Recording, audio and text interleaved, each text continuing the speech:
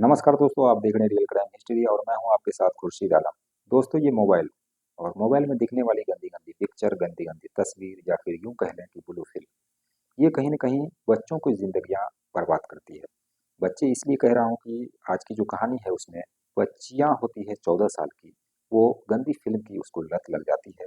और गंदी फिल्म की लत भी ऐसी लगती है कि वो खुद अपने कपड़े उतार कर अपने हाथ से वो हस्तमैथुन करने लगती है। लेकिन उसके बाद जब उसका भाई उसे देख लेता है तो देखने के बाद वो लड़की उस भाई को भी नहीं छोड़ती है और उस भाई के साथ वो संबंध बनाना शुरू कर देती है। उसको जबरदस्ती उसके साथ संबंध बनाती है और ये सिलसिला करीब 4 महीने के आसपास चलता है, जिससे आखिरकार वो लड़की प्रेग्नेंट हो जाती है। तो आइए जानते हैं इस पूरी घटनाक्रम के बारे में कि ये घटनाक्रम कैसे हुआ और ये मोबाइल कैसे लोगों की जिंदगियां बर्बाद कर रहा है, बच्चों को जिंदगियां बर्बाद कर रहा है। वो जानिए इस वीडियो में। तो वीडियो को पूरा ज़रूर देखिए। अगर आप एक माता-पिता हैं, अपने बच्चों के हाथ में मोबाइल दे देते हैं, तो इस वीडियो को ज़रूर सुनिए, देखिए और हो सके तो आप बच्चों को मोबाइल देने से परहेज़ कीजिए और मोबाइल अगर दीजिए तो उस पर ध्यान रखिए। तो आइए कहानी की शुरुआत करते हैं। ये कहानी सहारनपुर, उत्तर प्रदेश की है। सहारनपुर में रहने वाला एक परिवार होता है जिसके अंदर एक पति और पत्नी और उसके 2 बच्चे होते हैं, जिसमें से एक लड़की होती है जिसका नाम वंशिका होता है। एक बेटा होता है जिसका उम्र करीब 17 साल होता है, उसका नाम विनय होता है। विनय 17 साल का था। 10वीं कक्षा में वो पढ़ा करता था, 10वीं 12वीं में जो भी हो। लड़की जो है वो 8 कक्षा में पढ़ती थी। लेकिन लड़की जो पढ़ती थी वो, उसका जो ट्यूशन टीचर होता है वो कहता है कि अब से मैं ऑनलाइन क्लास लूँगा और ऑनलाइन क्लास के लिए हर बच्चे को वो कहता है कि एक मोबाइल तुम्हें ज़रूरी है और मोबाइल पर ही मैं पढ़ाऊँगा। तो अब जो अंशिका होती है वो घर आती है, घर आने के बाद अपने माता-पिता को कहती है कि दरअसल ऐसी-ऐसी बात है, हमारे जो सर हैं वो मोबाइल पर ही पढ़ाएँगे, ऑनलाइन पढ़ाएँगे, तो इसलिए मोबाइल की ज़रूरत है। तो उसके जो माता-पिता होते हैं वो फ़ौरन एक मोबाइल खरीद कर ला कर के देते हैं अंशिका को, उसमें सिम-विम डाल कर के और नेट सारी चीज़ें सेट करके उसको दे देते हैं। देने के बाद अंशिका जो है अब उसी मोबाइल के ज़रिए पढ़ने लगती है अपने ट्यूशन। लेकिन ये जो मोबाइल है, जब भी वो ट्यूशन पढ़ा करती थी उस वक़्त तो था ही उसके हाथ में, लेकिन उसके बाद भी अंशिका के हाथ में ही मोबाइल रहा करता था। एक दिन वो रात के समय में मोबाइल देख रही थी। मोबाइल देखते-देखते रील देख रही थी। उसी में कुछ गंदी तस्वीरें आती हैं, गंदी वीडियो आती हैं। उसमें सर्च करती है कि गंदी फ़िल्म कहाँ से देखी जाए। वो भी उस वीडियो में जो है वो भी वीडियो मिल जाता है। आजकल यूट्यूब पे हर चीज़ अवेलेबल है। जिस टॉपिक पर आप वीडियो खोजिए वो मिल जाता है। वो खोजती है, खोजने के बाद उसे कुछ लिंक या फिर कोई वेबसाइट बताया जाता है। उस वेबसाइट पर वो जाती है। वेबसाइट पर जाने के बाद वहाँ से वो गंदी फ़िल्में देखना शुरू कर देती है। गंदी फ़िल्म मिल गई, अब वो डाउनलोड करके मोबाइल में भी रख लेती है और देखती रहती है। देखते-देखते अब उसके ऊपर करीब 1 महीने तक ये लगातार उस चीज़ को देखती रहती है। देखने के बाद अब उसको लत लग चुकी थी गंदी फ़िल्म देखने का। अब ये गंदी फ़िल्म देखा करती थी, अब उसको वैसे ही करना था, जैसे उस फ़िल्म में दिखाया जाता है, उसको ठीक वैसे ही करना था। लेकिन वो करे तो करे किसके साथ? घर के अंदर तो ही एक उसका भाई है और वो है, और उसके माता-पिता हैं जो कि अपने कमरे में सोते हैं। तो एक दिन अंशिका जो है वो गंदी फ़िल्म देख रही थी अपने कमरे में ही और गलती से उसने अपने दरवाज़े की कुंडी लगाना भूल गई। घर के अंदर लाइटें भी जल रही थी और वो मोबाइल में गंदी फ़िल्म देखते-देखते उसको जो है उत्तेजना पैदा हो जाती है। उत्तेजना पैदा होने के बाद अब वो अपने कपड़े उतारने लगती है। एक-एक करके वो सारे कपड़े उतार देती है, जैसा कि उस गंदी फ़िल्म में दिखाया जा रहा।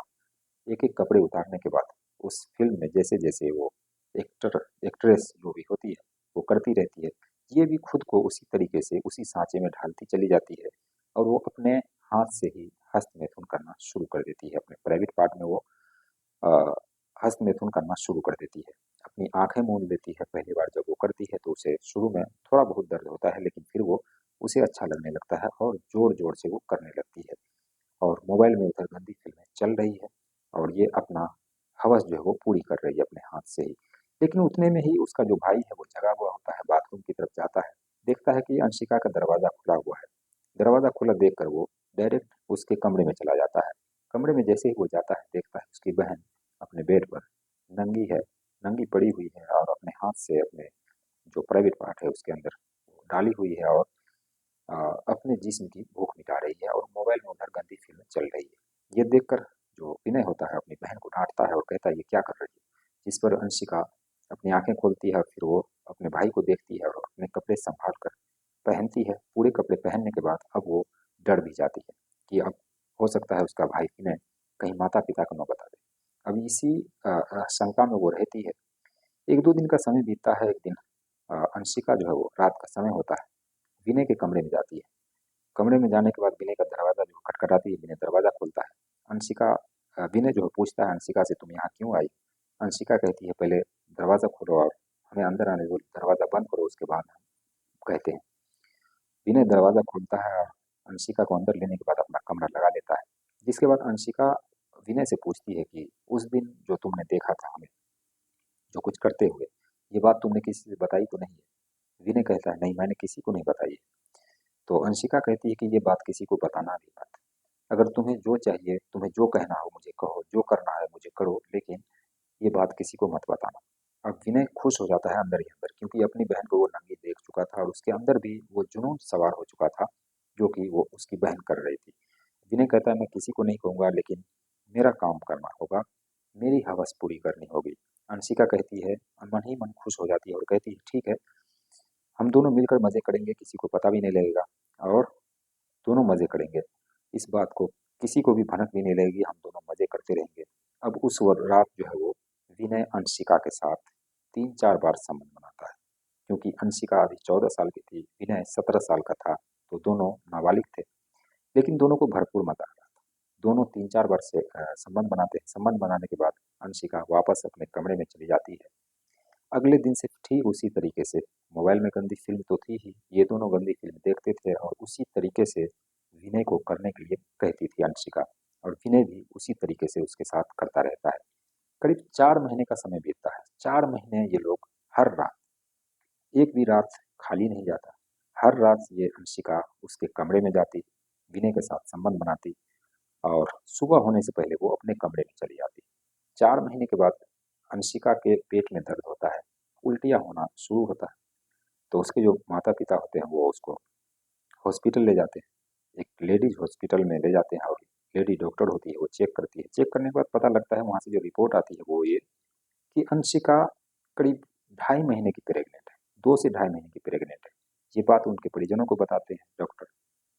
परिजन जब सुनते हैं तो वो उसके पैरों तले से जमीन खिसक जाती है कि आखिर अंशिका 14 साल की है, ना तो उसकी शादी हुई, ना कोई उसका बॉयफ्रेंड नजर में है, नहीं देखा हूँ कभी किसी लड़के से बात करते हुए, तो आखिर अंशिका प्रेग्नेंट कैसे हुई? अब उस अंशिका को वंशिका को माफ कीजिएगा, वंशिका को लेकर ये घर आते हैं। घर आने के बाद वंशिका से पूछते हैं, लेकिन ये बताती नहीं। फिर इसको मारने पीटने की भी धमकी देते हैं, मारेंगे तुम्हें, पीटेंगे। जिस पर अंशिका, क्योंकि बच्ची थी, वो अपना जबान खोल देती है और कहती है, दरअसल जो मैं प्रेग्नेंट हुई हूँ, इस पेट में किसी और का बच्चा नहीं बल्कि उसका जो बड़ा भाई है विनय, उसका बच्चा पल रहा है।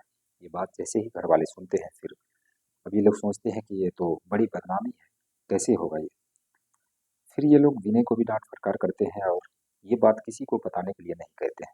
लेकिन उधर डॉक्टर ने इस चीज को नोटिस कर लिया था कि 14 साल की लड़की प्रेग्नेंट हो गई है। ये बात कानो काना और लोगों को भी पता लग गई थी, लेकिन गांव मोहल्ले में अभी भी इस बात की ठीक तरीके से पता नहीं लगी थी। अब ये जो इसके माता पिता होते हैं डॉक्टर से बात करते हैं और कहते हैं कि वंशिका अभी बहुत कम उम्र है इसकी और इसका बच्चा जो है उसको अबॉर्शन करवाना है, क्योंकि आगे का भविष्य है, इसका भविष्य खराब हो जाएगा। तो डॉक्टर पहले तो नहीं मानती है, लेकिन फिर कुछ पैसे ले करके वो मान जाती है। लेकिन डॉक्टर ने ये बात पहले ही लोगों को खुलासा कर दिया था कि बहुत सारे लोग जान चुके थे। तो उस बच्ची का अबॉर्शन करवा दिया जाता है। जिसके बाद वंशिका को लेकर ये लोग घर आते हैं। वंशिका कुछ दिन स्कूल नहीं जाती और वो पढ़ाई नहीं करती, जिससे आसपास के लोगों को शक जरूर होता है और ये बात, शक जो है वो यकीन में बदल जाता है। आखिरकार लोगों को पता लग ही जाता है कि वंशिका प्रेग्नेंट हुई थी, अपने ही भाई से प्रेग्नेंट हुई थी। जिसके बाद विनय को एक बॉय हॉस्टल में उसे भेज देता है और वहाँ पे उसको पढ़ाई करने के लिए छोड़ देता है और इधर वंशिका को घर के अंदर ही रहने को कहा जाता है। जिसके बाद ये घटना जो है वो सामने आ ही जाती है। चाहे घटना कोई भी हो, कितना भी छुपा कर रखा जाए, वो छुपता नहीं है, लोगों को पता लग ही जाता है। तो इस तरीके से ये बात धीरे धीरे सामने आई।